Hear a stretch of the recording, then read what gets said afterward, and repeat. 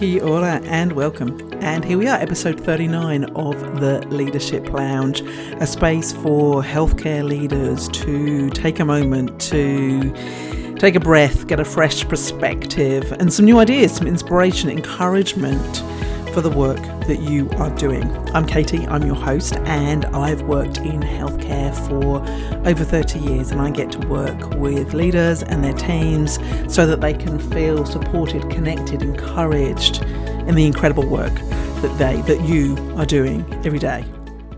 I love that idea of being able to really acknowledge the great work that gets done every day. I think there's heaps wherever you are, in whatever country you're at, it's a very easy target to complain and knock about the healthcare system. Now, don't get me wrong, I think there's lots of things that we need to work on and fix, and I don't think we're ever going to be done, if you like. But I also really know, that amazing, wonderful things happen every single day. And I think it's time that there's every day is an opportunity to talk about those things. So yes, to the amazing, great work that you are doing every day. This is to help you stay inspired, encouraged, and keep aspiring to do those things and more. Alrighty. So a heads up, my disclaimer for this week's episode: Kitten has found lease of life. Who knows what might happen? Technically, he's contained in a different area of the house, but who knows? Who knows what will happen? I love that adventure part of this podcast. And then the second thing, I realised I kind of listened to last week's episode, and my weekly email that had gone out on the Wednesday had a lot of this similar type of topics around the SCARF model and this idea of being under threat and how do we use it to balance it and all the stuff that's going on around uncertainty and your identity and all of that kind of stuff. And I was like, flipping it, girl, that was a bit heavy. We're only 2 weeks into January. What were you thinking? So if I've kind of bombarded you and a bit heavy laden you down in those first couple of weeks of January, I'm really sorry.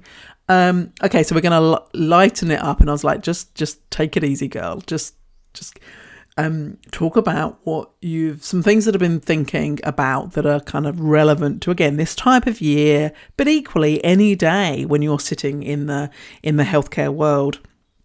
And I wanted to share a story. I was on a call with some colleagues, some friends, and someone was asking that question about, I've got this notebook, I've got that notebook, I've got this to-do list, and I'm now taking on a few more different projects and pieces of work, and I need a way to understand them, to keep track of everything. And I've tried this, I've tried that. And so the group, very collaboratively and very sharing and openly, talked about the various different ways that they've used, what's tried, what they've worked, how about this, asked some great questions. And then someone said, I flipped over to just using a big whiteboard, and oh my Lord, it's changed my life. And they then gave us, because we were all online, and they then picked up the video, turned it around and walked us through their whiteboard and what was going on and how that was. And the other person that needed the help was like, that's exactly it. That's exactly it. And I think this idea of making it visible is the key concept here that I was that was my nugget that I took from it, because I too, to-do lists on electronic forms, I've got a paper diary that I love, but I also really embrace the technology stuff, and you can end up with things all over the place easily. And particularly when you are juggling multiple projects, multiple aspects, you take an average. There is no such thing as that sort of stuff. But if you take a team leader or a people leader within the healthcare sector, or if you take a specialist within a nurse specialist or an allied health coordinator, any of those type of roles, there's multiple things that they've got to be involved in. There's the actual people management stuff. There's the clinical expertise stuff that they often have to bring in. There's the quality component of it. Then there's the list goes, the list goes on and on quite easily. So keeping track of all those things can be really hard. And there is, by the way, no panacea to this. Or if there is, I'm really sorry, because I haven't found it yet. What I have done is tried something, and if it doesn't work, try something else. Keep on looking for the perfect is never going to happen. Try something. If it doesn't work, adapt it, tweak it, try something else.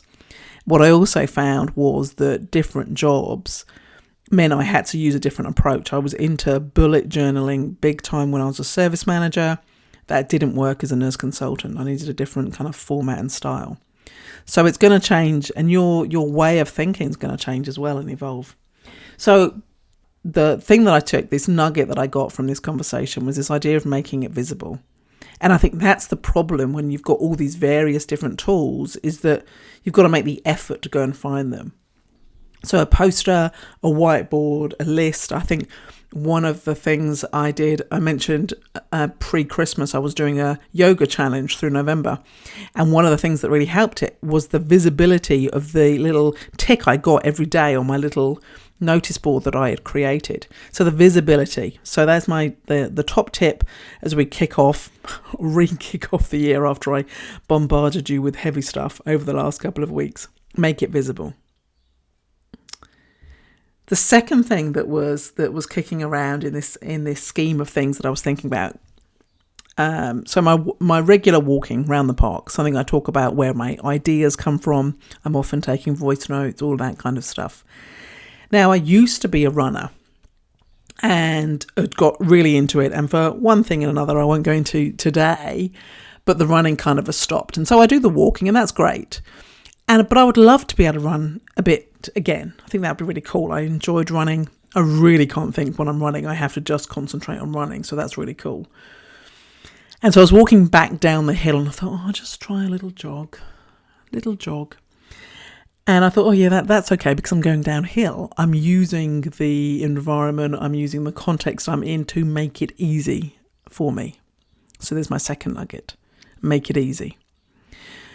We can overcomplicate stuff. We can put in extra steps. There's so many ways that we can make it actually harder for ourselves. And if you look at the research and the evidence around habit forming, one of those things is to make it as easy as possible. It's how this podcast got started, by me actually going, what is the easiest thing I can do here? How do I make it as easy as possible to do this? And then you get going and then you build. So from my little running down the hill, that's a little bit of a wrong. That's a start, right? That was running downhill. What are your make it easy opportunities? Now, you might need to stop and sit down and have a bit of a think about it and maybe challenge yourself and maybe ask somebody else, ask someone trusted, hey, I'm doing it like this. Is there any way I can make that easier? Because we can often get into those kind of ruts of doing stuff and then all of a sudden you realise you've created a 30-step process that could actually be 3. So how could you make it easier? So far we've got make it visible, make it easy. What's a way you can make it easier? And then the third one I've got, my third nugget, is to be a cheerleader. So another story from walking around the park. I was, again, walking uphill this time. And it's an effort, right? I'm not as fit as I used to be. And I can hear these 3 guys coming up behind me. And one of them is saying this type of stuff. Nearly there. Come on, you've got this. Keep going. You're nearly there. It was absolutely phenomenal. Now, I know it was not meant for me. It was meant for the guy he was walking with. But I was taking it right, and it was great. And as they passed me, obviously, and got to the top, they kind of slowed down and stopped. And as I got to the top, I went, hey, that was fabulous cheerleading. And he just smiled. It was great. And he said, yeah, that's what we do for friends, right? And so this idea of being a cheerleader, it's a topic I've mentioned before. I've done a little video on LinkedIn about it. How can you be someone's cheerleader? The encouragement, the enthusiasm that cheerleader had helped me up the hill, and it wasn't even directed at me. So his friend who did make it to the top of the hill, it's so supportive, it's so encouraging. And I think when we talk about the world of work and all the stuff that is going on, often we can say, I need to have support, or I'm not very supported in that. And it can be, actually to stop and ask yourself, what does support look like is a really good question on the side, as I always do. But being a cheerleader is one of those ways that you can be a support to other people. So be a cheerleader and flip that around. Who are your cheerleaders? Because sometimes we don't notice the people that are always in our corner, always waving the flag for us. Or, the examples I've got are, there is a beautiful woman who listens to the podcast and sends me a little message every week about what it's like. That's great. All the people who reply back to the weekly newsletter email that goes out. I had a beautiful one this morning, and it gives me this little kind of warm hug almost as they reply back. They're cheerleading the work I'm doing, why I'm doing it, all that kind of stuff. It's phenomenal. So who are your cheerleaders? Because I bet you've got some. And then tell them thank you. Thank you, that means a lot, because it helps keep me going. Thank you because it helps me understand I'm on the right track. Thank you because I really just wanted to throw it all in and give up today, and now I'm going to keep on. So thank you. So many great ways that you can just acknowledge that, and then that will make them feel great. So that's got a double edge, that one. It's about being a cheerleader for others, but also acknowledging and recognising those that are around you that are cheerleading you on, and saying thank you. And the impact that it's having for you. That's the core of giving appreciative feedback, is that you're saying thank you for something, but you're talking about the very specific thing that they've done and the impact that thing had. Because then it really grounds it. And that's when you're thinking appreciative feedback, that's the stuff that embeds it and connects it with your values and your culture or your vision or your mission or why. The thing that you're trying to create, if you connect your appreciative feedback to that, then it just makes it really, really powerful about the types of actions and behaviours that you want to see and encourage in others. All right. As often, I have gone off on a couple of random tangents there. So there will be something in all of those nuggets that you can pull out of and make use of or pass on. So my 3, that then ended up with a couple of others thrown in along the way. Make it visible. Whatever it is that you're working on, whether it be projects or targets or goals or hopes or aspirations. I went for a different tangent this year, this quarter. So my whiteboard story is I have a whiteboard up and I usually write my quarterly goals. I've got into quarterly planning. I write up my goals, and it is often things like the amount of work I've got coming in, the amount of subscribers to my email list, all of that sort of stuff. And I kind of flipped it this quarter as I started. And what I've put on is the 3 feelings, the 3 things I want to feel this quarter. So completely different. I can't measure them, but I know how much I am leaning into them or feeling them. And so I've got up there, this quarter my success relies on feeling brave, energized and supported. So they're my 3 words that I've put up there. And so that's that focus. It's now visible. So it's not just a one-off conversation or journaling thing that I've done. Obviously, this has come from the work with the emotional culture deck. So I'm doing lots of workshops in that and lots of conversations with that. So if you're interested in how I got to those 3 words and why defining those feelings in relation to my success, if you're interested in that, flip me a message because I'd love to share more about the emotional culture deck with you. Anyway, so again, long-winded story that wasn't going to be there. All of a sudden just is. Make it visible is the nugget. What is it that is really important to you? What matters to you? And make it visible. Second nugget. Second nugget? Maybe it is a nugget. Maybe it's a way of nudging your work along. Yes. Okay. Make it easy. Or what are ways that you can make whatever it is you're doing easier? Maybe it's working with somebody else. Maybe it is asking yourself, does it need to be done at all? Because so many things that we just seem to do, we do for the sake of doing rather than there being a reason for doing it. So sometimes it can be that. This, I think, is one of those great things that it's a conversation with somebody else, get that challenge, get that point. What are ways that you can make your work easier? What's your running downhill version of the work that you've got on right now? And then the third thing was be a cheerleader. Let's just encourage one another along. It doesn't take too much effort. It takes a little bit of noticing and a little bit of attention and then verbalizing that stuff. But be a cheerleader. Tell someone that they look great. Say they're amazing shoes. Tell them that was an amazing presentation that they gave. Give it out there. There's enough bad stuff going on in the world. Let's just fill it with positive, encouraging, cheerleading words. And then on the flip of that, who are your cheerleaders? Because I bet you've got some. Give them a thanks. Tell them the difference that they're making for you and say thank you. All right. So there we go. I have lifted us all up there.